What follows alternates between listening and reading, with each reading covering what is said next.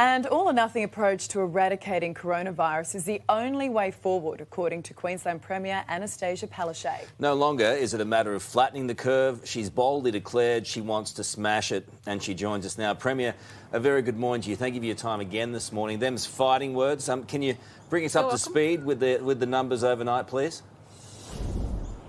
Well, we've just had, it's literally just come to hand now, Carl, and we've had 11 positive cases overnight. So we are seeing definitely that flattening of the curve in Queensland. And what a remarkable result, 35 over the Easter long weekend, 11 tonight. So we're really going well in terms of flattening that curve. And like I said, let's smash it. Yeah, well, we like to see the smile on your face, but is there an issue that there are the fewer cases because there was less testing over the Easter weekend? Have you taken this into account, and will you roll out more tests so we do get a more accurate read? Yeah, Ali, thanks for that. And we've already started that. We started that last week. We have expanded our testing into Cairns, the Gold Coast and Brisbane because we thought there was some unidentified small amounts of community transmission. And those tests have been happening. And the last count, I think there was over 75,000 tests that have been done throughout Queensland.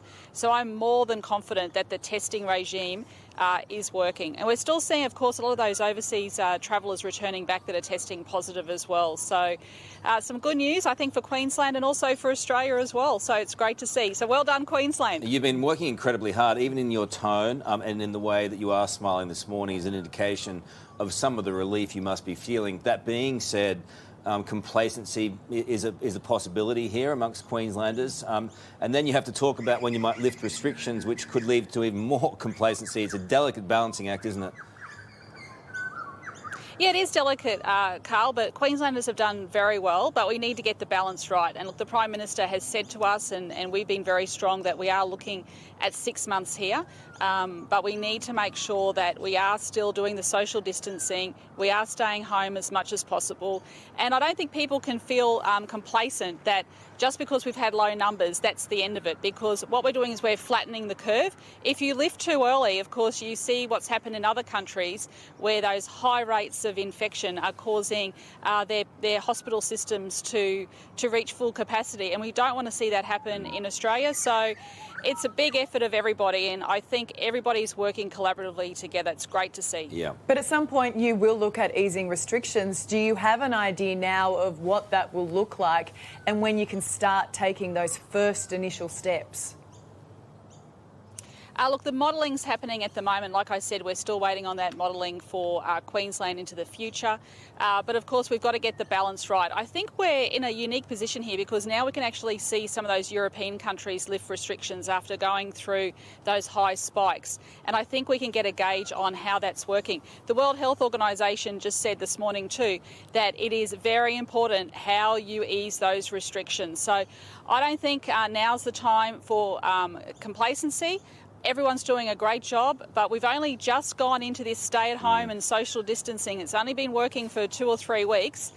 This is a long haul. It's a marathon. I've said that several times before. So, you know, let's take each day as it comes and see how we go. You'll have businesses champing at the bit to get out there and to get involved and to start, opening up their doors again, won't you? The NRL and broadcasters will meet today to discuss plans to restart their season next month. Are you in favour of that? Carl, I love the footy as much as you, as much as everyone else. I mean, I think it's devastating. We're not going to see the State of Origin this year as well. But look, I think we have to be very realistic here. We have to take the advice of health. If New South Wales has different health advice to me, go for it. But we have very strict health advice here, and I'll be listening to my health experts. That's not to say that footy won't return in the future. But we can't pinpoint a date on that at the moment, and I'm just concerned it's sending a little bit of a wrong mixed message out to the public at the moment when we're asking them to stay home and do the right thing. All you need is, I'm really concerned about my Queensland players, frankly. Going down to Sydney, all you need is one community transmission down in Sydney and the whole team could possibly have it. So I am very concerned about Queensland teams going into New South Wales. It'd have to be very strict quarantine. I'd have to get health advice from my chief health officers. So I'm sorry, I don't want to put a spanner in the works here. But look, we're either going to listen to health advice or we're not. I'm not making any apologies to that. I listen to the health advice all the time. I listen to the experts. And you just said there will be no state of origin this year. She didn't mean that. I think she did. I hope there's not. Well, we always have a state of origin, but how can you have it? I mean, I know. Maybe in December. Let's keep our fingers crossed.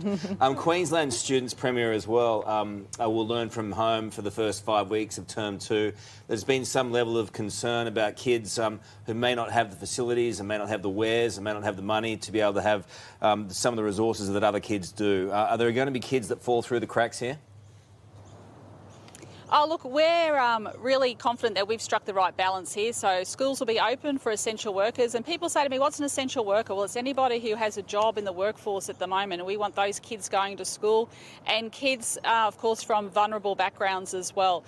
We're very confident that we can help with some SIM cards for students, but also we're actually talking to some of our commercial networks, Channel 9 included, to see if they can come on board and actually help deliver some lessons as well for our students. So I think if we get that right mix, that online learning, some television content of teachers teaching classes, I think we'll get the balance right there. And it's uncertain times. So thank you, everyone, for your patience and your understanding. Can Carl tune in? I'd be delighted to be a teacher. I'm thinking more of a student.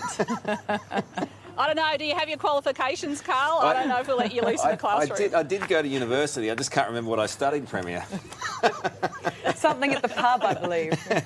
Hey, thank you, Premier. You've been working incredibly hard. It's very promising news, and we know there's a long way to go, but thank you for all your efforts. Appreciate it.